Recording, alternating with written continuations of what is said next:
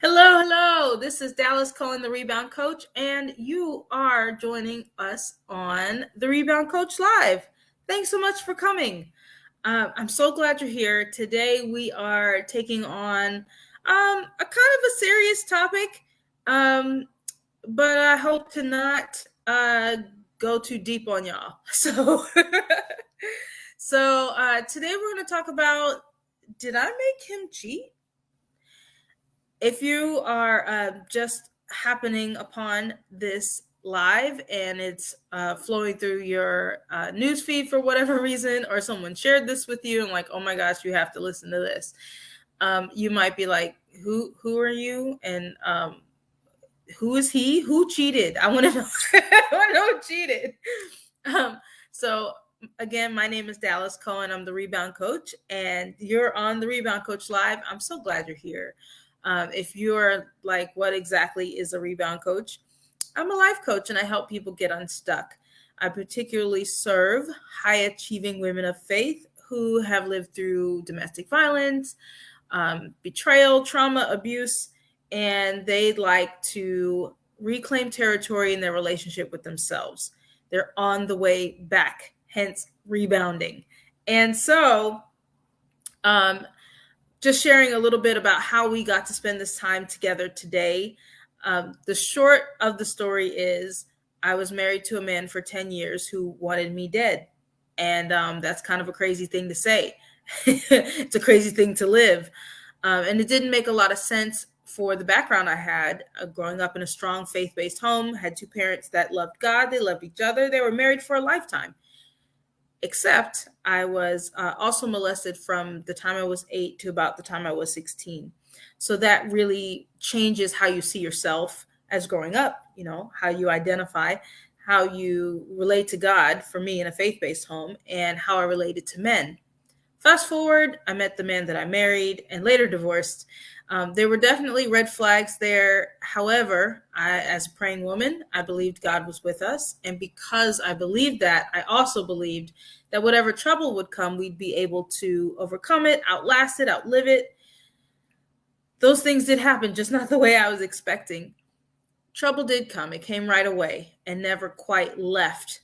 We got into this cycle of what I call coping in crisis, where we're kind of barely making it. Then some big, gigantic, horrific thing happens. And then we kind of balance back out and the cycle continues.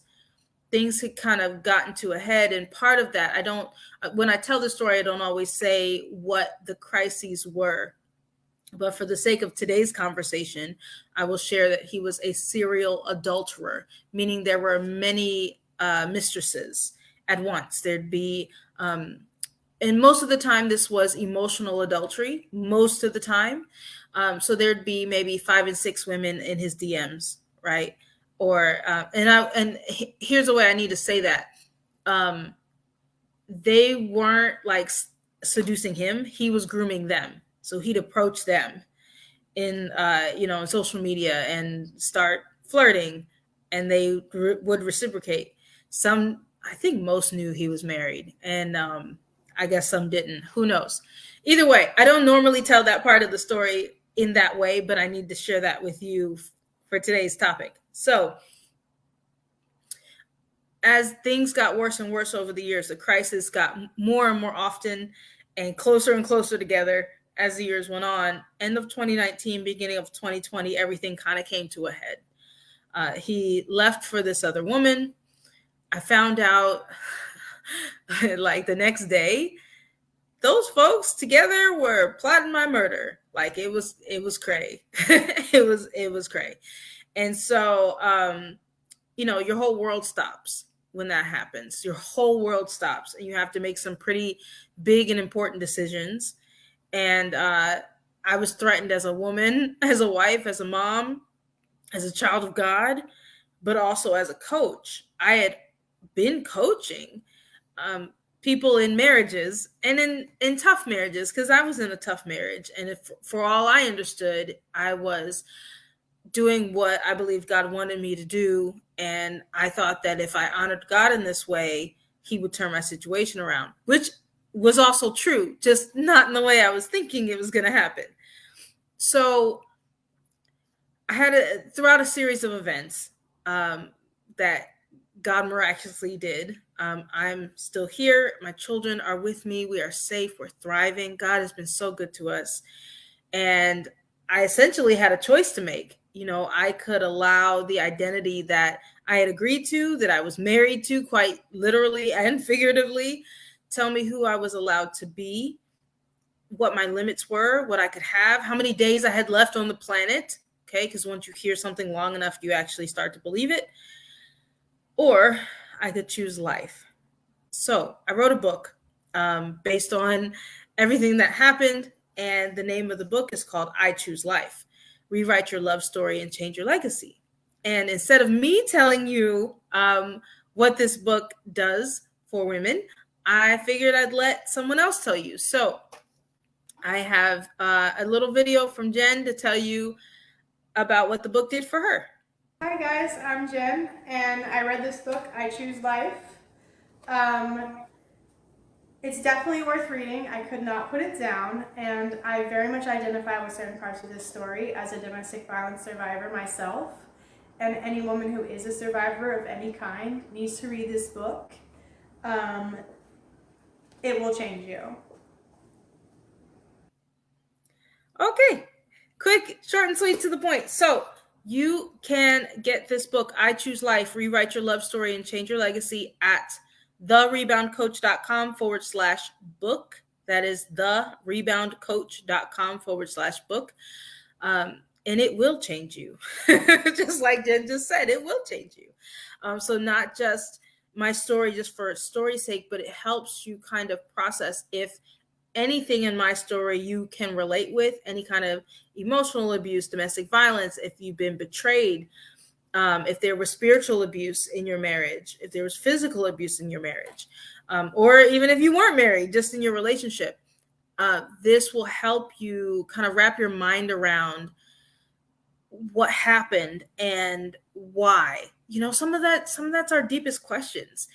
Why? And not saying this has all the answers, but it is a place for you to start in your healing journey and your choice for life. So you can find that again at thereboundcoach.com/book. Okay, so check it. How many of you, okay, if you're on Facebook, you can like, heart, you can comment on Facebook and I can see your comment. If you are on Clubhouse, you're just gonna have to wait, or you can put it in the chat of the Clubhouse. By the way, y'all, if you're on Facebook with me and you want to hang out afterwards and you want to chat, you can join us on Clubhouse. The name of the room is Did I Make Him Cheat? Listen and share. And you can find it under the Club Sanctuary XP Master Key Mindset. Feel free to join us because we always chop it up after these lives, because I want to hear from y'all. So, but if you're on Facebook right now, it's okay. I'm glad you're here. So feel free to put in the comments. Okay, so how many of you have heard stuff like this? Okay, if you don't treat your man right, somebody else will. If you don't have enough sex with him, he's going to go look elsewhere. If you are married and you let yourself go, whatever that means, right? You let yourself go. You're not as dressed up as you used to be. You're not as slim as you used to be. You're not as perky and happy as you used to be. If you let the kids drag you down and give you a bad attitude, if you become a nag of a wife, he's going to feel better at the office and he's going to cheat on you.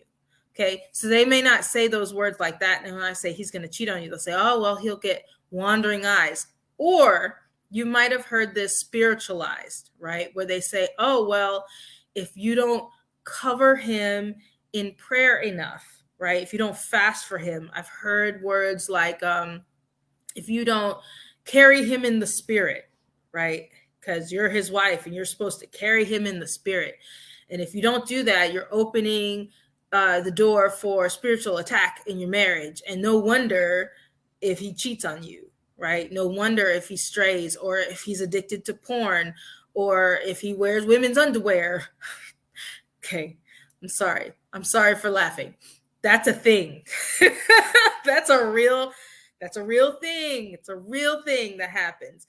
and we hear it. Thank you, Belle. Good to see you on here, Belle. We cannot make anyone do anything. I can affect someone else, not force them. It's my job to be my best self and create the best environment. Up to him to have integrity. Absolutely. Absolutely 100%. So I don't know about you guys. I've definitely heard those things from pulpits. I've heard them in faith-based relationship books. I've seen them in memes.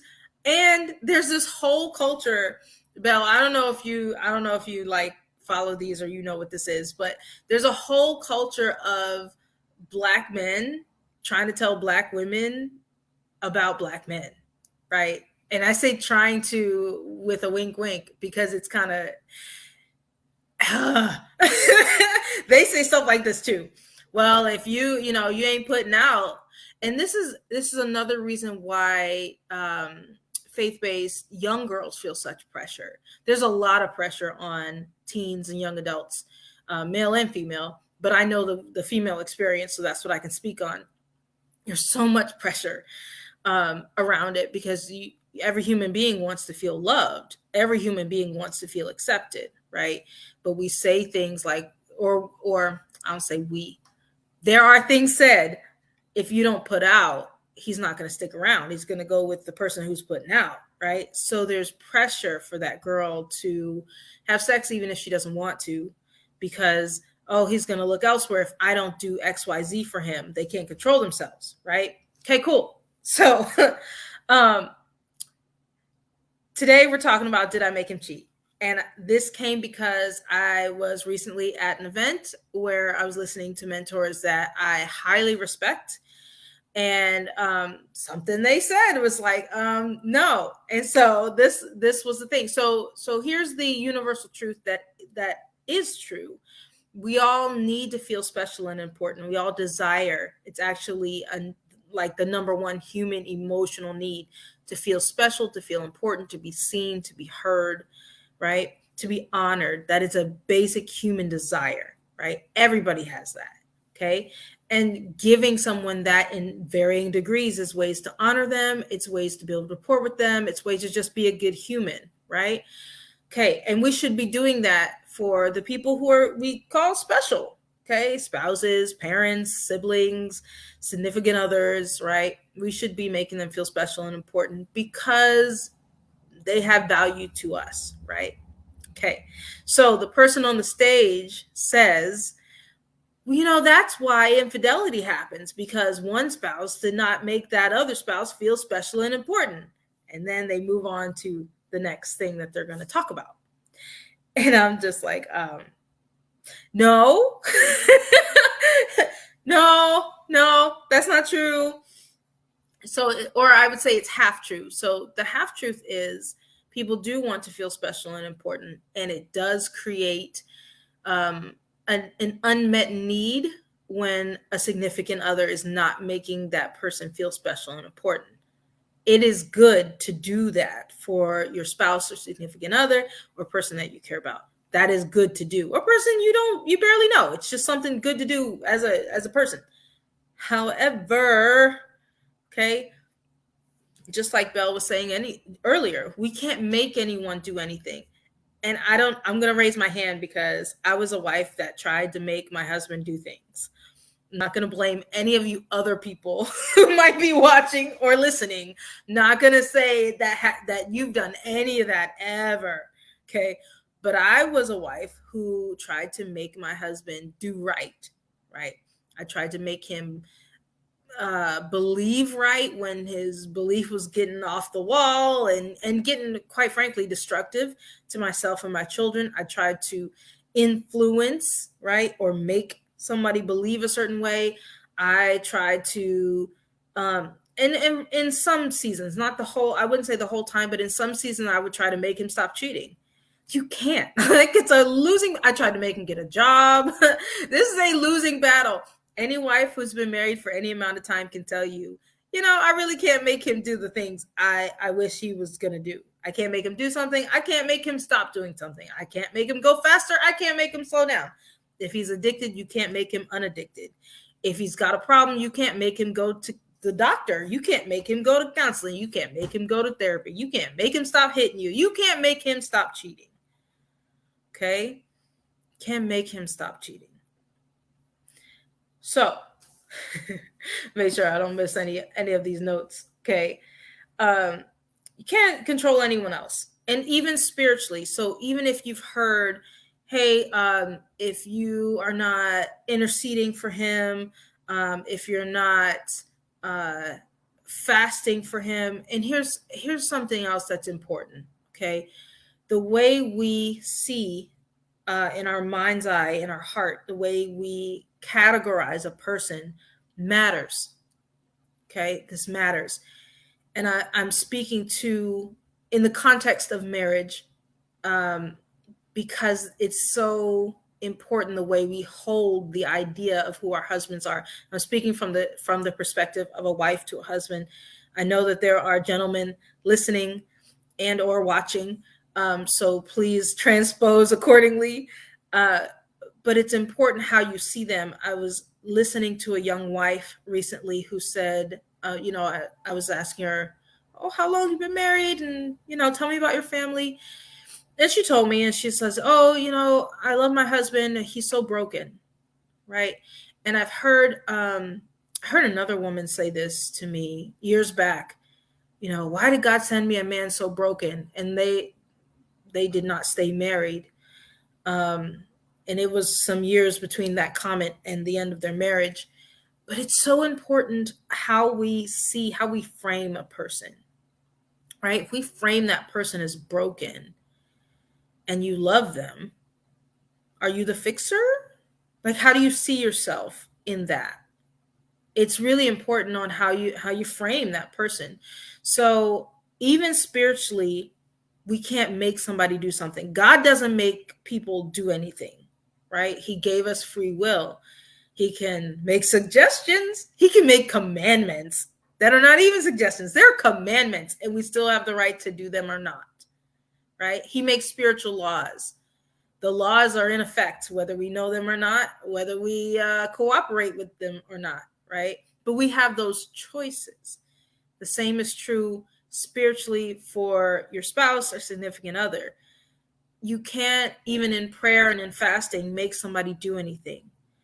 What being a good wife, being a righteous wife, and I'm using these terms while I don't have time to go down and explain what all the term is. And I'm using them in a broad brush, so forgive if it doesn't fit your nuance. Okay, being a good wife or a righteous wife or a holy wife grows your relationship with God. Period. End of sentence. Does not necessarily change this other person. What I do believe could be the case, this is not factual, it's just my educated, experienced guess. When we are doing that, interceding, praying, fasting, living holy, watching our tongues, watching our attitude, watching our mental thoughts, watching how we frame this other person, doing all of our steps, right? When you're doing all the steps, what I personally believe that does, it sets the atmosphere for change, right? You're setting an atmosphere where it's potentially safe for that person to change, right? So when you take down judgment, if you're living with an adulterer, if you are married to an adulterer right now, and you'd like them to stop committing adultery, but you have no power to change that, right? If you are, dotting your I's and crossing your T's, you're praying, you're fasting, you're interceding, you're seeking wise counsel, you're going to therapy yourself, you are watching your judgment, you are watching your tone, you're forgiving, you're doing all the things you know how to do, okay? We can't force anyone to do anything. But what I believe those behaviors do is create an atmosphere where that change can happen. Can being the operative term. If they're not ready, they're not ready. If they're not sorry, they're not sorry. just going to let that breathe. If they're not sorry, getting caught doesn't make you sorry, right? And there's a difference between apology and repentance. I apologize to God for overeating a lot because I know that it's wrong, right? I know that it's a sin against my body to eat the wrong foods in large quantities. I know that there's a consequence for eating the wrong foods in large quantities over an extended period of time, right? I know this is not a good choice. However, I make the choice way too often. And I say things to God like, I'm sorry I did that. I'm going to do better next time. I'm sorry I did that. I'm going to do better next time. Like a broken record, y'all. Okay? Apology does not equal repentance, right? So what is repentance? Repentance is I'm turning around and walking in the opposite direction.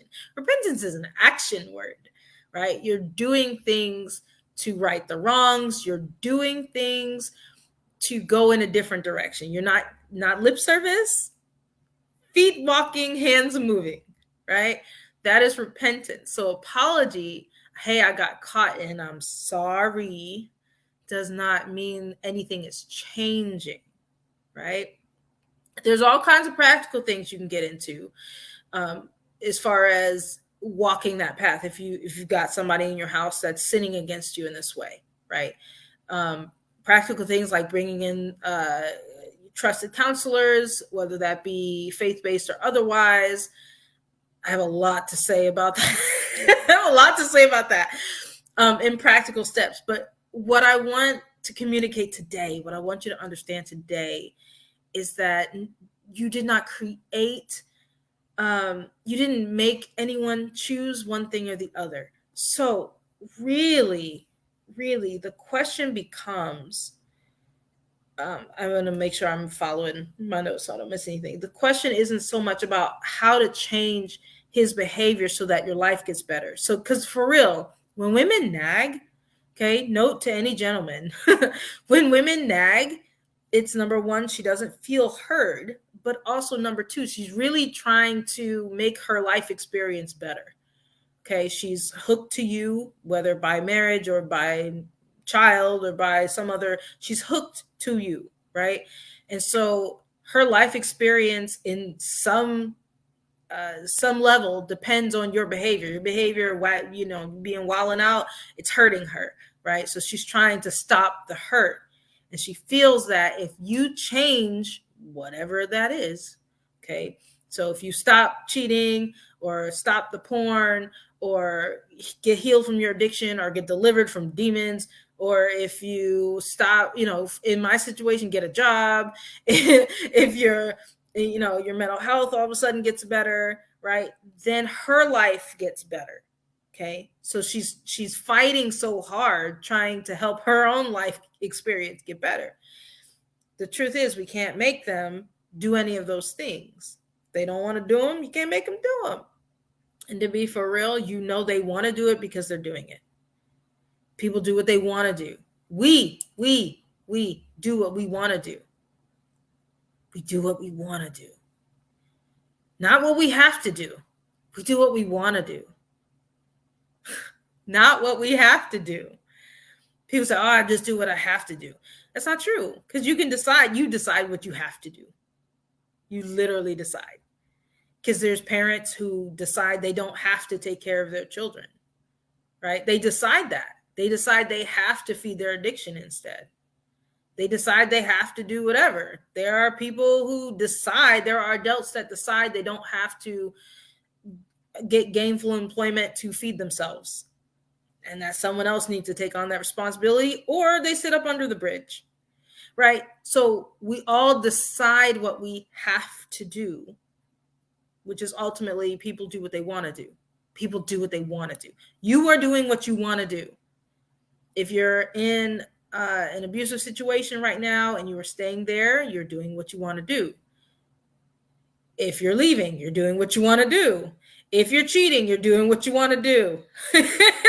Like, we're all doing exactly what we want to do. They are doing what they want to do. Okay. So the question isn't about how to change his behavior to make your life better. The question is, what's the behavior you can change to make your life better? What are the behaviors you can change to make your life better?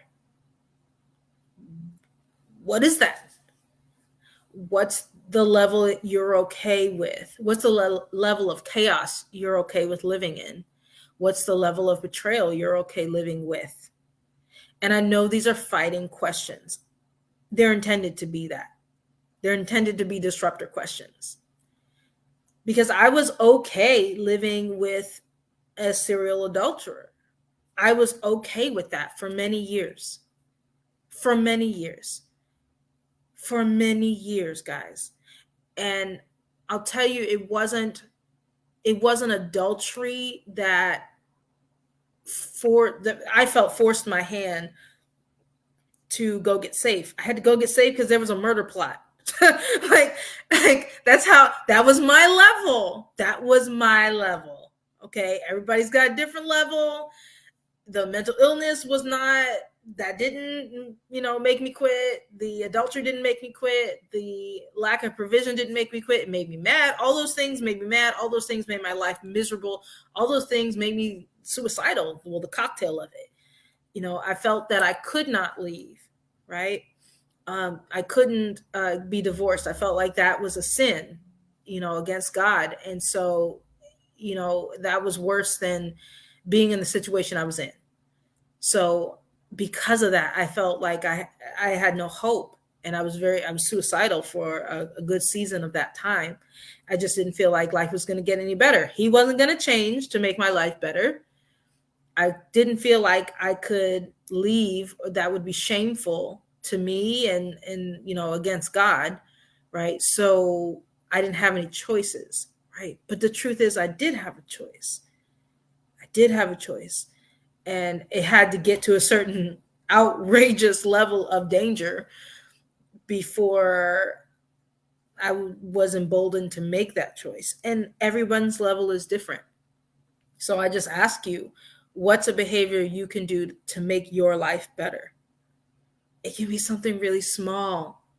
It can be something really small. And I'm not saying like, you need to leave your marriage. People would say that to me and I would get like really angry and feel like, like the devil is attacking, right? So I don't say that to people. What I say is, what's your level? What's too much for you to take? Here's something else I do know, that when you make a decision to make a change and you say, this is a behavior I'm not going to be okay with anymore. What's my part to change, right? So for me, my part to change was not just to confront, right? Because I had been confronting, and then I got tired of confronting and I stopped. I would know that there'd be women and I just wouldn't say anything because I was tired of saying stuff. But towards the end, not only did I confront, I made an ultimatum, and it was crazy. I wasn't even trying to make one. It just flew out of my mouth like, oh my gosh, I can't believe I just said that. But I did. And I write about it in the book, the whole scene, how it all happened. But essentially I said, do you want this marriage? And he says, yes. And I said, are you sure? And he said, yes. And I said, you can't have us both. Like, you can't have us both. If you want this, I need you to end your affair. And that he didn't end the affair. He didn't. He looked me in my face and said, I don't want to. And that was the answer I needed. And that was the truth. That was the truth, guys. And I wasn't bold enough prior to that moment to hear the whole truth. I knew that was what was underneath, but I didn't want to face that. But I knew he didn't want to stop cheating on me. He wanted to continue. He wanted me and all of them. And when I just said, hey, you'll have to end your affair, and he wouldn't. And I said, well, I'm going to look into my options, is what I said. I didn't say what my options were. I didn't even know what my options were. I just said, I'm going to look into my options, because as much as I love you, I also love me. And I can't live like this anymore. And I prayed a lot, right? I prayed for the adultery to end. I wanted it to end. I didn't want to end my marriage. I wanted to end the adultery and the crazy. I wanted to end the crazy. But I didn't have the power to end the crazy, right? I didn't have that power. I couldn't stop it. What I could decide is that life wasn't for me anymore. And so I just ask you, what level is too much for you? Okay? And what's the behavior you can do to make your life better? And I'll invite you to. So we have a special event coming up. It's called Sanctuary Experience, and it's a 3-day VIP healing retreat for women. Whether you've got a story like mine or you don't, it is a special gathering of women, a new sisterhood, an impact, a spiritual experience that you just don't forget. And so I want to share um, Evangelist Debrea's testimony really quick of her first sanctuary experience. Good day, everyone, and welcome to Sanctuary Experience. My name is Evangelist Debrea, and I have had 3 amazing, exciting, words can I explain what Dallas Cohen has put together. This was a weekend that I would never ever forget. It was a weekend I came to assist, not being a participant, but God in His amazing love, His grace, and His mercy, I also became a participant. What I experienced through all of this is a new me, being renewed from the inside out. God poured into me. Dallas ministered to me. My Apostle Marguerite ministered to me. Everyone that came in my pathway dropped pearls of wisdom, knowledge, encouragement. And for that, I am thankful for. So let me tell you something. You want to change? You have to make a change. If you want to be different, you have to step out of your complacencies. I have stepped out of my complacency. I'm not looking back. I'm going forward. I'm going forward because of what God has deposited in me this weekend. If you ever want to change, yes, look for Sanctuary Experience. The information will be there, and trust me, you will never be the same. And most of all, you will never ever regret it. Gotcha. I love watching that. She had such an amazing weekend at her sanctuary experience. And just like what she just said, if you want to change, you'll have to make a change. If you want something you've never had, you'll need to do something you've never done. And sanctuary experience is a month away. It is on Friday, September 16th through Sunday, September 18th. It's in Clearwater Beach, Florida. And I know for some of you watching and listening, you're like, oh my gosh, I have to travel. I have to find childcare. I have to book a hotel. I have to spend 3 days somewhere else with these people I may not know. Yes, yes, yes, yes. Again, if you want to change, you'll have to make a change. If you want something you've never had, if you want freedom you've never had, if you want healing you've never had, if you want sisterhood you've never had, you'll need to do something you've never done before. And it'll take a lot, guys. Like, it takes effort. But nothing worthwhile is going to be easy and just fall on your lap. You can do hard things. You have done hard things. If you're watching, if you're listening, the folks that pay attention to this stuff have walked through some crazy things, right? And you've done it because you can do hard things. It will be a challenge to get to sanctuary experience in a month's time, but you can do it and you are worth it. So you can find out more information about the sanctuary experience at thereboundcoach.com/sanctuary, thereboundcoach.com/sanctuary. And if you would like to, I'd love to hear from you about your experience with this topic. Did I make him cheat? No, you didn't make him cheat. You can't make him cheat. You can't make him stop cheating, but you can decide how you're going to change your own life. And the beautiful thing about it is you don't have to do that by yourself. Okay. Feel free to join me at the after party. We'll chat about it over on Clubhouse. The name of the room is Did I Make Him Cheat? Listen, then share. It is in the Club Sanctuary XP Master Key Mindset, or you can search. I don't know if you can search my name. If you can, some people can. Dallas Cohen is how you find me, Kohen, the Rebound Coach. All right. I'm so glad you were here with me today. Thank you for joining. And until next time, choose life.